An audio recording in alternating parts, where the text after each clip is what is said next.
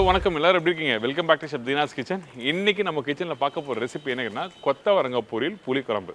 இந்த புளிக்குழம்போட கொத்தவரங்காய் பொரியல் தொட்டு சாப்பிட்றதுக்கு ரொம்ப அருமையாக இருக்கும்.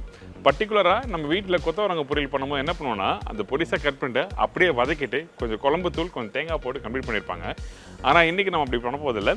இந்த கொத்தவரங்காய் பொடிசாக கட் பண்ணிட்டு கொஞ்சம் பிளான்ச் பண்ணியிருக்கோம். அதாவது ஒரு 50% வந்து குக் பண்ணி எடுத்துகிட்டு அதுக்கப்புறம் கடலைப்பருப்பு, உளுத்தம்பருப்பு, தேங்காய், திருவண்ண தேங்காயோட போட்டு டாஸ் பண்ணியிருக்கேன். இந்த தேங்காய் திருவும் போது என்ன பண்ணிருக்கீங்கன்னா, கொஞ்சம் காஞ்ச மிளகா, பச்சை மிளகா இதெல்லாம் போட்டு நல்லா திருவிட்டு அதுக்கு பிறகு இந்த கொத்தவரங்காயோட போட்டு நல்லா டாஸ் பண்ணியிருக்கோம். இந்த மாதிரி பண்ணும்போது அந்த கொத்தவரங்காயில் இருக்க கொஞ்சம் அந்த கசப்பு தன்மை தெரியும் பார்த்தீங்களா? கண்டிப்பாக இந்த மெத்தடில் பண்ணும்போது தெரியாது. அது மட்டும் இல்லை, அந்த கடலைப்பருப்பு, உளுத்தம்பருப்பு நல்லா கடக்கு முடக்கு சாப்பிடும்போது சேர்த்து சாப்பிடும்போது இதோட இந்த புளிக்குழம்பு தொட்டு சாப்பிட்டீங்கன்னா அந்த அளவுக்கு பிரமாதமாக இருக்கும். இந்த புளிக்குழம்பும் அதே மாதிரி சின்ன வெங்காயம் போட்டு நல்லா பண்ணியிருக்கேன். இந்த குழம்பு நீங்கள் வீட்டில் பண்ணிவிட்டு ஒரு 2 நாள் இல்லை 3 நாள் கூட வச்சு சாப்பிடலாம். அந்தளவுக்கு சூப்பராக இருக்கும். ஏங்கிட்ட இல்லை தேங்காய் போடாமல் ரெசிபி கம்ப்ளீட் பண்ணியிருக்கோம். அந்தளவுக்கு ஒரு சூப்பரான ரெசிபி தான். இப்போ இந்த ரெசிபிக்கு தேவையான பொருட்கள் பார்த்தலாமா? இந்த ரெசிபிக்கு தேவையான பொருட்கள்: கொத்தவரங்காய் 1/4 கிலோ, தேங்காய் அரை மூடி, காய்ந்த மிளகாய் 8 நம்பர், பச்சை மிளகாய் 3 நம்பர், சின்ன வெங்காயம் 15 நம்பர், கடுகு 1/4 டீஸ்பூன், சீரகம் 1/4 டீஸ்பூன், மஞ்சத்தூள் சிறிதளவு, உளுத்தம்பருப்பு 2½ டேபிள் ஸ்பூன், கடலைப்பருப்பு 2 டேபிள் ஸ்பூன், இடிச்ச பூண்டு 10 பல்லு, பெருங்காயம் 1/4 டீஸ்பூன், கருவேப்பிலை சிறிதளவு, கொத்தமல்லி தேவையான அளவு, உப்பு தேவையான அளவு, தேங்காய் எண்ணெய் சமைக்கிறதுக்கு தேவையான அளவு. இதாங்க இந்த ரெசிபிக்கு தேவையான பொருட்கள். இப்போ இந்த பொரியல் பண்ணுறதுக்கு முன்னாடி நம்ம என்ன பண்ணுறோம் கேட்டால், தேங்காவை நல்லா திருவணும். தேங்காவை நீங்கள் நார்மலாக வீட்டில் கிரேட்டரில் திருவுற மாதிரி திருவ வேண்டாம். மிக்சியில் லைட்டாக குறைக்குறோம் அரைச்சிட்டு அதுக்கப்புறம் இந்த ரெசிபிக்கு யூஸ் பண்ண போகிறோம். அதனால் இந்த தேங்காவை இதில் போட்டிருக்கேன். இதோட காஞ்ச மிளகாய், அதுக்கப்புறம் பச்சை மிளகாய் 8 காஞ்ச மிளகாய் சொல்லியிருக்கேன். அதில் 5 காஞ்ச மிளகாய் இந்த இடத்துல போட்டிருக்கோம். மீதி 3 காஞ்ச மிளகாய் கடைசியாக யூஸ் பண்ண போகிறோம். அதே மாதிரி தான் பச்சை மிளகாவும் இந்த இடத்துல போட்டாச்சு. போட்ட பிறகு கொஞ்சம் குறைன்னு இந்த மாதிரி அரைச்சி எடுத்துருங்க. அரைக்கும் போது நல்லா தண்ணி ஊற்றி அரைக்கக்கூடாது, ட்ரையாக அரைச்சிருக்கணும். ரொம்ப இம்பார்ட்டன்ட். குறைன்னு தான் அரைச்சிருக்கணும். ரொம்ப ஃபைன் பேஸ்ட்டாக அரைச்சாலும் நல்லா இருக்காது.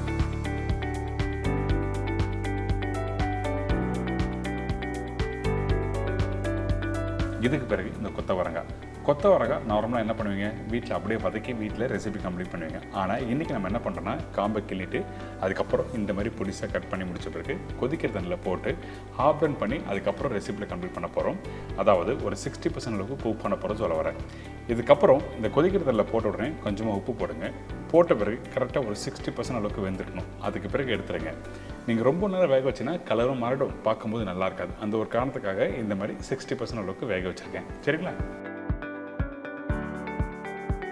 இப்போ இந்த கொத்தவரங்காய் ரெடி ஆகிடுச்சு. இதுக்கு பிறகு நம்ம என்ன பண்ணுறோம்னா, ரெடியானதை அப்படியே ஒரு சின்ன தட்டில் எடுத்து வச்சுருங்க.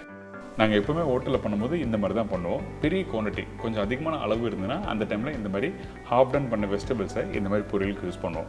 நம்ம டேரெக்டாக நம்ம வதக்கி பண்ணும்போது உங்களுக்கு கரெக்டான டெக்ஸ்டும் கொடுக்காது, கலரும் கொடுக்காது. அந்த ஒரு காரணத்துக்காக தான் ஹோட்டலில் எப்பவுமே பண்ணும்போது இந்த மாதிரி பண்ணுவோம். ஆனால் டேஸ்ட்டும் ரொம்ப நல்லாயிருக்கும். இப்போ நம்ம என்ன பண்ணுறோம், தாளித்து இதை எப்படி கம்ப்ளீட் பண்ணுறது பார்க்க போகிறோம். அதாவது இப்போ இந்த கடாயில் கொஞ்சமாக தேங்காய் எண்ணெய் யூஸ் பண்ணியிருக்கேன். இந்த ரெசிபிக்கு வெறும் தேங்காய் எண்ணெய் மட்டும்தான் யூஸ் பண்ணணும். தேங்காய் எண்ணெய் சூடான பிறகு கடுகு போடுங்க. கடுகு நல்லா பொரிஞ்சு வரும். அதுக்கு பிறகு சீரகம். இந்த சீரகம் நல்லா பொரிஞ்ச பிறகு உளுத்தம்பருப்பு, கடலைப்பருப்பு. உளுத்தம்பருப்பு எப்பவுமே நான் அதிகமாக போடுவேன். அதே மாதிரி தான் இந்த ரெசிபிக்கும் போட்டிருக்கேன். இதுக்கப்புறம் பூண்டு இடித்த பூண்டு போட்டிருக்கோம். அதுக்கு பிறகு காஞ்ச மிளகாய் இதெல்லாம் போட்ட பிறகு ஸ்லோ ஃப்ளேமில் நல்லா வறுக்க ஆரம்பிங்க அந்த கடலைப்பருப்பு, உளுத்தம்பருப்பும். இதுக்கு பிறகு நம்ம என்ன பண்ணுறோன்னா, இந்த ரெசிபிக்கு முக்கியமானது இந்த சின்ன வெங்காயம். இந்த சின்ன வெங்காயத்தை நம்ம என்ன பண்ணுறோம், 1/2 கட் பண்ணி போட்டிருக்கேன். ரொம்ப பொடிசாக கட் பண்ணி போடல. பொடிசாக போட்டிங்கன்னா அந்த சின்ன வெங்காயம் தெரியாது வதங்கி முடிச்ச பிறகு. அதனால் 1/2 போட்ட வெங்காயத்தோட இந்த கருவேப்பிலையும் போட்டு நல்லா வதக்க ஆரம்பிக்கிறோம்.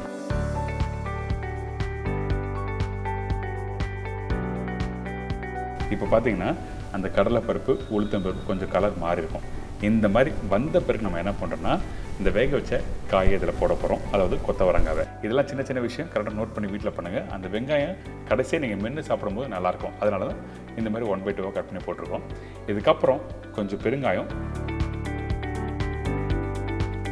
உப்பு, கொஞ்சோண்டு மஞ்சத்தூள் அதிகமாக வேண்டாம். அப்படி போட்டால் கலர் மாறிடும். இந்த மஞ்சத்தூள் கடைசியாக போட்ட பிறகு நம்ம அரைச்சி வச்சுருக்க இந்த தேங்காவை போடுறோம். காரத்துக்கு நம்ம என்ன பண்ணியிருக்கோம், அந்த தேங்காவிலே பச்சை மிளகாய், காஞ்ச மிளகாய் போட்டு அரைச்சிருக்கோம், போதும்.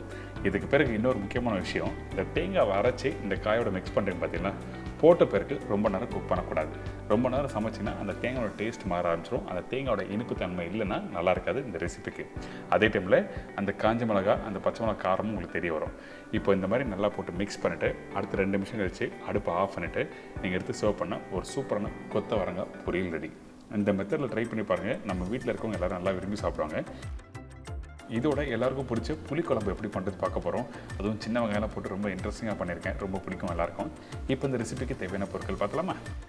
புளி, பெரிய லெமன் 3/4 சைஸ், சின்ன வெங்காயம் 100 கிராம், மீடியம் சைஸ் தக்காளி 1.5 நம்பர், பூண்டு 10லேருந்து 15 பல்லு, காய்ந்த மிளகாய் 3 நம்பர், வெந்தயம் தாளிப்புக்கு தேவையான அளவு, கடுகு தாளிப்புக்கு தேவையான அளவு, மஞ்சத்தூள் 1/4 teaspoon, chilli powder 3/4 table spoon, தனியா பவுடர் 1 டேபிள் ஸ்பூன், கொத்தமல்லி தேவையான அளவு, கருவேப்பிலை சிறிதளவு, வெல்லம் சிறிதளவு, உப்பு தேவைக்கேற்ற, நல்லெண்ணெய் குக் பண்ணுறதுக்கு தேவையான அளவு. இதாங்க இந்த புளிக்குழம்புக்கு தேவையான பொருட்கள். புளிக்குழம்புனாவே ஃபஸ்ட்டு யூஸ் பண்ணுறது நல்லெண்ணெய் தான். நீங்கள் வேறு எந்த ஒரு எண்ணெய் போட்டு குக் பண்ணாலும் உங்களுக்கு அந்த டேஸ்ட் கொடுக்காது. நல்லெண்ணெய் ரொம்ப இம்பார்ட்டன்ட் புளிக்குழம்புக்கு. இதுக்கப்புறம் கடுகு, வெந்தயம். கடுகு 1/4 டீஸ்பூன் போடுறீங்கன்னா வெந்தயம் 1/4 டீஸ்பூன் கம்மியாக போடுங்க. ஏங்கிட்டனா கொஞ்சம் லைட்டாக கருகி போச்சுன்னா கசப்பு தன்மை வந்துடும். அதனால் 1/4 டீஸ்பூன் கம்மியாக போடுங்க. இதுக்கப்புறம் சின்ன வெங்காயம் அப்படியே முழுசாக போடுங்க. அதே டைமில் பூண்டு, காஞ்ச மிளகா, கருவேப்பிலை இதெல்லாம் போட்ட பிறகு சும்மா 1 நிமிஷம் வதக்கினா போதும். ரொம்ப நேரம் குக் பண்ண வேண்டாம். ஏங்கிட்டனா இந்த ப்ரிப்ரேஷன் முடித்த பிறகு அந்த வெங்காயம் முழுசாக தெரியணும். அதனால தான் 1 நிமிஷம் குக் பண்ணணும்னு சொல்கிறேன். இதுக்கப்புறம் தக்காளி போட்டிருக்கேன். உப்பு, மஞ்சத்தூள். அதே மாதிரி தான் இந்த தக்காளியும் ரொம்ப நேரம் குக் பண்ண வேண்டாம். இந்த மாதிரி ப்ரிப்ரேஷன் பண்ணுறதுக்கு வெங்காயம் தக்காளி லைட்டாக வதக்கிட்டு நல்லா கொதிக்க விடணும். அப்போ தான் அந்த ப்ரிப்ரேஷன் முடித்த பிறகு அந்த முழுசாக இருக்க வெங்காயம், பூண்டு, தக்காளிலாம் சாப்பிடும்போது, அதாவது ரைஸோட போட்டு சாப்பிடும்போது ரொம்ப நல்லாயிருக்கும். இதுக்கு அடுத்தது தனியா பவுடர் போட்டிருக்கேன், சில்லி பவுடர். வீட்டில் குழம்பு தூள் இல்லாதவங்க இந்த மாதிரி சில்லி பவுடர் யூஸ் பண்ணி தான் வீட்டில் பண்ணுவீங்களே, அதனால தான் தெளிவாக சொல்கிறேன். தனியாத்தூளும் சில்லி பவுடர் எந்த அளவுக்கு ரேஷியோவில் இருக்கணும். அது மட்டும் இல்லை, இந்த chilli powder Kashmir chilli powder use பண்ணியிருக்கேன். நீங்கள் நார்மலாக south Indian chilli powder use பண்ணும்போது காரத்தன்மை இருக்கும். இந்த மாதிரி காஷ்மீர் சில்லி பவுடர் யூஸ் பண்ணும்போது கலர் நல்லா எடுத்து கொடுக்கும். அதே டைமில் காரத்தோட தன்மை கம்மியாக இருக்கும். இதுக்கப்புறம் இந்த எண்ணெயிலே ஒரு 2 செகண்ட் வதக்குங்க. வதக்கி முடித்த பிறகு தேவையான அளவுக்கு தண்ணி ஊற்றி நல்லா கொதிக்க விடுறோம். இந்த மாதிரி கொதித்த பிறகு தான் புளி தண்ணி போடணும். எப்போவுமே மசாலா வெந்து வரணும். அதுக்கு பிறகு தான் புளியை ஆட் பண்ணணும். சில பேர் எடுத்த உடனே புளியை போட்டுருவாங்க. அப்படி போட்டிங்கன்னா உங்களுக்கு கண்டிப்பாக அந்த மசாலா வேகிறதுக்கு டைம் எடுக்கும். அந்த டெக்ஸ்டரும் மாறிடும்.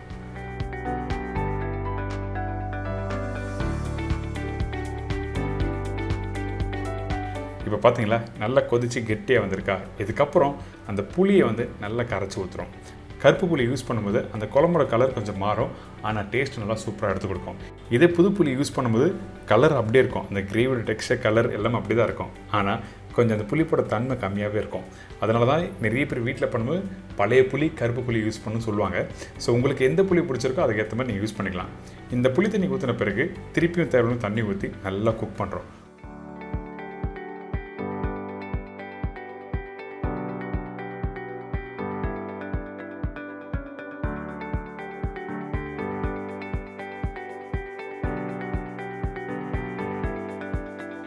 குக் பண்ணி முடித்த பிறகு கடைசியாக கொஞ்சோண்டு வெல்லம் போடுறோம். எதுக்காக இந்த வெல்லம் போடுறோன்னா காரணம் இருக்குது. அந்த புளிப்பு தன்மையை எடுத்து கொடுக்க தான் அந்த வெல்லம் யூஸ் பண்ணுறோம். நீங்கள் வெறும் புளியை மட்டுமே மிக்ஸ் பண்ணி ப்ரிப்பரேஷன் கம்ப்ளீட் பண்ணுறதுக்கும் கடைசியாக வெல்லம் போட்டு மிக்ஸ் பண்ணி ப்ரிப்பரேஷன் பண்ணுறதுக்கும் நிறைய வித்தியாசம் இருக்குது. வீட்டில் ட்ரை பண்ணி பாருங்கள். அதுக்கப்புறம் இந்த குழம்பெல்லாம் ரெடி பண்ணி முடித்த பிறகு அடுப்பை ஆஃப் பண்ணிட்டு கொஞ்சமாக நல்லெண்ணெய் ஊற்றி மிக்ஸ் பண்ணிவிட்டு அப்படியே எடுத்து வைங்களேன். அடடா, புளிக்குழம்பு அந்தளவுக்கு பிரமாதமாக இருக்கும். இந்த குழம்பு குறைஞ்சபட்சம் ஒரு 3லேருந்து 4 நாள் நீங்கள் வச்சு சாப்பிட்லாம். அந்தளவுக்கு பிரமாதமாக இருக்கும். ஏன்னா இதில் தேங்காய் யூஸ் பண்ணல.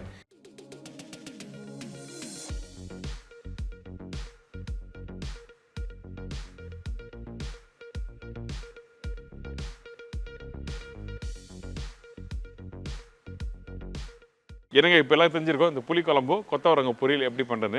கொத்தவரங்காய் பொரியல் நான் சொன்ன மெத்தடில் வீட்டில் ட்ரை பண்ணி பாருங்கள். நம்ம வீட்டில் இருக்க குழந்தைங்க எல்லாருமே நல்லா விரும்பி சாப்பிடுவாங்க. நார்மலாக வீட்டில் கொத்தவரங்காய் பொரியல் ரொம்ப ரேராக தான் பண்ணுவாங்க. அதாவது கேரட்டு, பீன்ஸு, பீட்ரூட்டு, முள்ளங்கி இந்த மாதிரி வீட்டில் ரெகுலராக பண்ணுவீங்க. ஆனால் கொத்தவரங்காய் ரொம்ப ரேராக யூஸ் பண்ணியிருப்பீங்க. ஸோ இந்த மெத்தடில் நீங்கள் பண்ணும்போது கண்டிப்பாக நம்ம வீட்டில் இருக்க குழந்தைங்கள் பெரியவங்க இருக்கும் நல்லா சாப்பிடுவாங்க. ட்ரை பண்ணி பார்த்து சொல்லுங்கள். இதே மாதிரி நாளைக்கு இன்னொரு சூப்பர் ரெசிபி சந்திக்கிறேன். நன்றி, வணக்கம், see you, bye, take care.